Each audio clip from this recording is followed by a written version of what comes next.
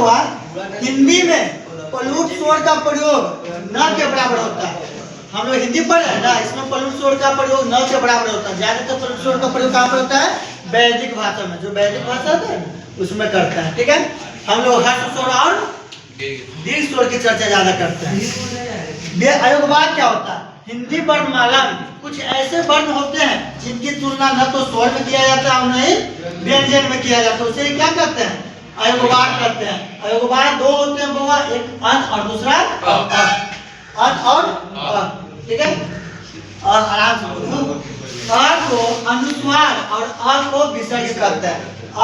अन को क्या कहते हैं? अनुस्वार। अन को अनुस्वार, अ को विसर्ग कहते हैं। ठीक है, अयोगवाद 4 प्रकार के होते हैं। ये देखिए इसका सिंबल है अनुनासिक का, अनुस्वार का और विसर्ग का। ज्यादातर ये तीनों सिंबल का यूज होता रहता है हिंदी लिखने में। ठीक है, क्या हुआ?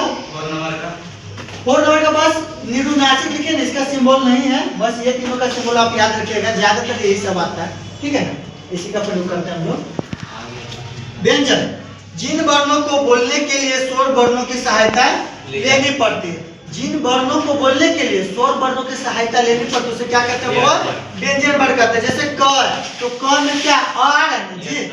क में क जोड़ अ बराबर क आ रहा है कि नहीं आ रहा है? तो बिना स्वर के व्यंजन का प्रयोग कर सकते हैं? नहीं कर सकते हैं। स्वर वर्ण जो स्वतः मतलब स्वयं उत्पन्न हो जाता है, समझ गए? जिन वर्णों की सहायता में किसी और दूसरे वर्ण की सहायता नहीं लिया जाता, लेकिन व्यंजन में क्या होता है? स्वर की सहायता लिया जाता है, वही व्यंजन कहलाता है। समझिए ना। व्यंजन के प्रकार की चर्चा करते हैं तो 3 प्रकार के व्यंजन होते हैं, इसको याद रखना। पहला स्पर्श व्यंजन।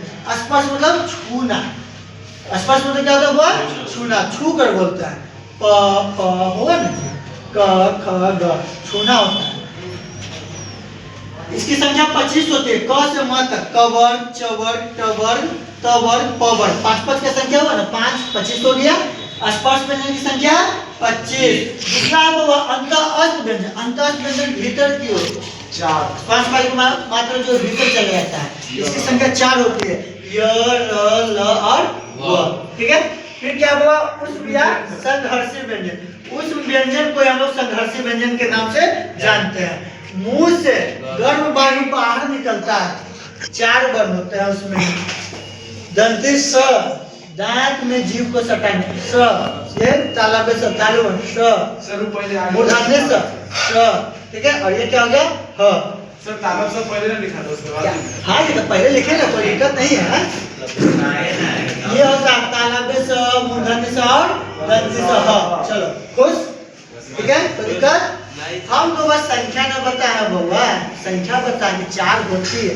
तालव्य स, मूर्धन्य स, दंत स और ये 4 क्या होता है बउआ?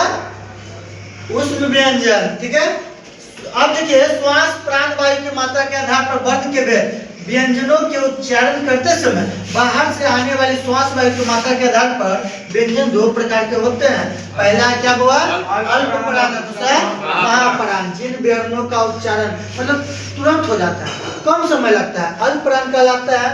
मतलब प्रत्येक वर्ग के पहला, तीसरा और 5वां, जैसे क, ग, अंग, ये क्या हुआ? अल्प प्राण हुआ। और महाप्राण किसे कहते हैं बुआ?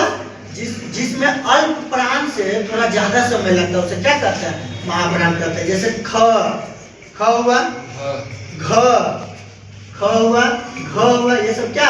महाप्राण है। ठीक है, आज की क्लास में इतना तक ही रखते हैं, फिर संयुक्त व्यंजन के बारे में बताएंगे। उसके बाद उच्चारण स्थान, जैसे क वर्ग है तो उसको क को बोलने में कंठ की सहायता लेते हैं, प को बोलने में ओठ की सहायता लेते हैं, समझ गया ना?